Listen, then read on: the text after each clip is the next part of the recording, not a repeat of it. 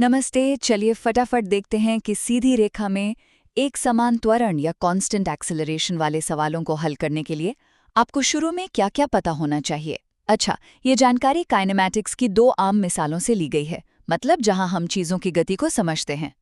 ये मिसालें दिखाती हैं कि भाई अगर आपको आखिरी रफ्तार या रुकने की दूरी जाननी है तो आपको कौन सी शुरुआती जानकारी चाहिए होगी।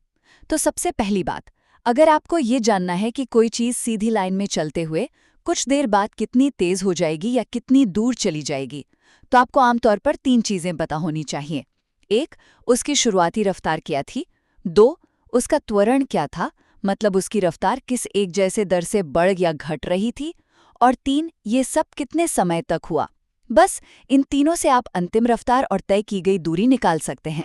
अब दूसरी बात, रुकने की दूरी पता करने के लिए यहाँ मामला थोड़ा अलग है। यहाँ मेन चीजें हैं गाड़ी की शुरुआती रफ्तार और वो एक समान दर जिससे वो धीमी हो रही है, यानी उसका ऋणात्मक त्वरण या मंदन।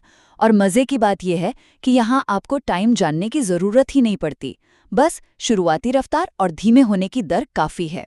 तो सीधी सी बात है, एक समान त्वरण से सीधी रेखा में गति वाले सवालों के लिए आपको अक्सर शुरुआती रफ्तार, त्वरण और कभी-कभी समय की जानकारी चाहिए होती है।